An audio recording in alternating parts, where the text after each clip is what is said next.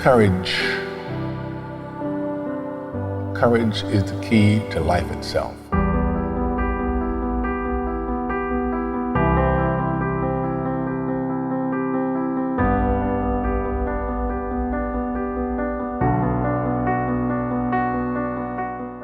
Lagos Racecourse is the scene, and it's the afternoon of Nigeria's great day. Entertainers fairly let themselves go, tumbling head over heels with delight. Union flag flying for the last time. This was the dramatic takeover by the new nation's own green and white flag. Nigeria had barely crawled out of colonial rule in 1962, thanks to the invaluable contributions of ultra-nationalist elements like Malam Aminu Kano, whose persistent cries of freedom unsettled the foundations of colonial rule in Nigeria. He lived in the future. We believe in tomorrow. We believe in the young children of today. We are prepared to borrow something from the past, but not prepared to go back to the past. Like the biblical wise man, Malam Aminu Kano saw the star in baby Kennedy's dawning skies and went out of his way to see the child bearing gifts. With a deliberate gift of £1 at the time, he symbolically sealed the boy's fate as a rising star from the east. Well, I was told that story. That's when I was born, that we had this August visitor in Kano. And he opened the hand of the child, which was me, and placed a £1 into the hands, and my mom kept that £1 for a very long time. And when I was to go to secondary school, she brought it out from her bag and said, listen, Aminu Kano gave you this as a gift, that she wanted to believe that that must be something very special. Therefore, that I should bear that in mind as I go to school. Be not afraid of greatness. Some are born great, some achieve greatness, and others have greatness thrust upon them. William Shakespeare. For little Ken, though evidently born great, the Shakespearean 3 shades of greatness would later happen to him in a manner that succinctly captures Malam Aminu Kano's clairvoyant gestures. I was raised in Lagos. My ambition was to go to King's College, and I made it. I passed the common entrance exam. That must have been in 1975.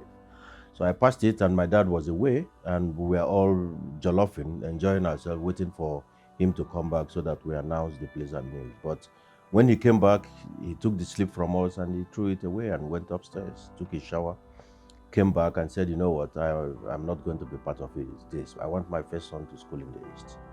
And that was very heartbreaking for me. My mom lobbied him. He said no. And he came back and said, listen, prepare this guy. They are taking federal government entrance. I'm looking forward to the results. Once he makes aggregate 36, I'm very sure he'll go to one of the best government colleges in the East. And the result came out. Behold, I made the aggregate 36. And the first choice he put, not me anyway, was Government College Afibo. As is the case with most things that become great, Ken's beginnings were made humble by design. The first few steps into his long walk to greatness were marked in the village, where he was compelled to begin his academic sojourn under the watchful, caring eyes of his grandmother.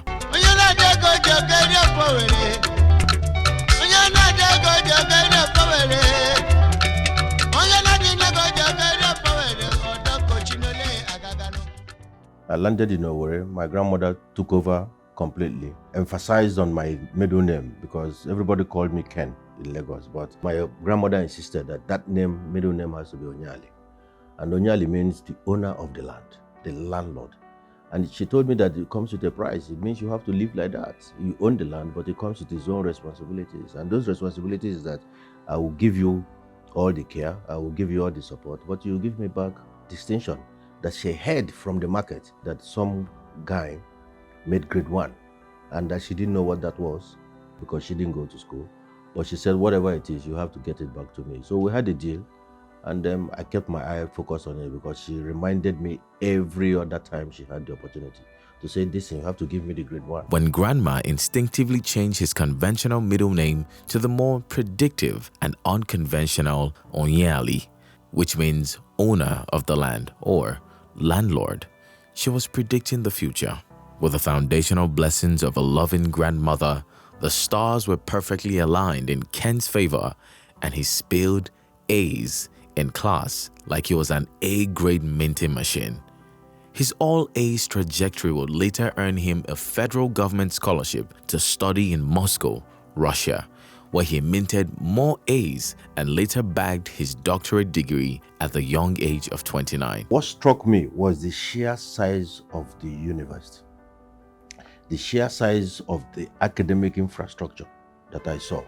So I read my economics easy, specialized in econometrics, did planning and masters. And the result of that is that if you achieve a certain score, the Russians would recommend that you take a United Nations scholarship. That was how I went to the Academy of Sciences. In the Academy of Sciences, you have Institute for Europe, Institute for Africa, Institute for Asia. So that if you are studying economics, they teach you Africa so that you understand it to depth, so that you are an expert in that area. In record time at 29, November 1991, I had defended a doctorate degree. Young, restless, and hungry for his glorious hour, Dr. Ken left Moscow for the UK and straightaway dived into the boisterous labor market of the United Kingdom in London. I decided I wasn't going to come to Nigeria and struggle. I needed to come in a big way. And what did I do? I decided to go and work. I kept the degree aside. I was part of the workforce that built Canary Wharf. I drove tractors there. I managed warehouses. I was supervisor at some point because I had basic education, which they realized. Like a man driven by the oracles of destiny, Dr. Ken saw beyond his Canary Wharf occupation and abruptly made the decision to return to Nigeria, where he was quickly hired into a management position at Shell Oil while he was still a youth corper. He would later resign voluntarily from Shell in search of that iconic star that heralded his birth. While I was still in Shell, an opportunity came for me to join the marketing communication industry. And for me, I think that was where fate met reality, because you wouldn't know how sweet it is to make money from something you love. Because if you want to understand market, then you have to understand consumer. And if you want to understand consumer, you have to understand consumer journey. If you want to understand consumer journey, then you must know data so that you can have primary and secondary data, mine it so that you get hindsight, insight, and foresight. And that's what planning is. So I was coached again and trained to work that way and become a strategist. But to consolidate on that, Insight sent me to Lagos Business School. First in South Africa, and then came back here to Nigeria, did all those business school, and they paid for all that. At this point, the genius is unleashed, and like a firecracker, he made explosions after explosions in the creative advertising space. Dr. Ken is somebody who is very reserved, but he is very smart and intelligent. He is a man of great intelligence, well articulate. He says things and they stay with you. He's clever. Very focused human being. Very courageous, competent, and has great capacity. His mastery of the craft came second to none. His fame had gone through the roof. He was set for the skies and nothing, it seemed, could stand in his way, until it dawned on him he couldn't take that flight without a co-pilot. Because of the kind of job I did, I traveled a lot. So I wasn't going to submit myself to marriage early. But I knew that I had to do it. First and foremost, I'm first son, and I needed to start a family, proper one, and I needed to get myself organized in that context. But it was clear to me what I wanted from a wife. So I had been a strategist, so I had drawn a box and I put what I wanted. Then I told God, if I can get 70% of it, the rest, nobody is perfect, because I am not perfect too, but I want 70% of this. So I met a couple of people, but no, not 70%, until I ran into Neka. But I didn't run into her because I saw her first. It came through recommendation. I lived in this estate to this gentleman who was his friend, and he normally comes to visit. I visited him every Saturday. We watched the Arsenal games together. Ofo said, you know what? I have seen your wife. I said, you're kidding. So I came to his house. So we are looking through the window, just like you do in UK when you want to gossip. She didn't see us, but we were looking, and Ofo was telling me, that's your wife. And I said, yes. So he said, you know what, I'm going to go and tell her that we want to have breakfast with her. So he went across because they were quite friendly. I said, I have a friend and I promised him breakfast. Let's do breakfast. And that tested her generosity. She said, yeah, why not? I just, she ran to the kitchen, did egg and... Listen, there is no better cook in the world than Nneka, I can tell you. So under 10 minutes, the breakfast is ready. And Nneka's breakfast or lunch or dinner is not basic Nigerian breakfast. It's 3-course meal and is of the premium quality of the highest order. Till tomorrow. And she delivers that with ruthless consistency. One thing led to another, and everything else is history. Dr. Ken was out to fetch a co-pilot, but God heard the prayers of his grandmother and came through with a dependable rock, a relentless lover, and an incredible homemaker to whom he is heavily indebted. Like a match made in heaven, lines began falling for them in pleasant places. At home, with 2 beautiful children and a peaceful home. At work, with historic promotions that shattered glass ceilings and pushed beyond the limits of the skies. Mrs. Nneka Onyali Ikpe, MD, CEO, Fidelity Bank PLC. Dr. Ken Onyali Ikpe, who is the Group Managing Director, CEO, Insight Redefini Group. In the words of Diane Marichild, a woman is the full circle. Within her is the power to create, nurture, and transform. And this has been the story of Dr. Ken's fiercely loyal and supportive wife of many years. Strong pedigree, fantastic family, good education, beautiful, yet well-mannered. He's been a great father to the children, a disciplinarian, very dependable husband, to the extent that whatever he tells you in the morning is what it will be in the afternoon, and that's what it will be in the evening. And you can take his word to the bank.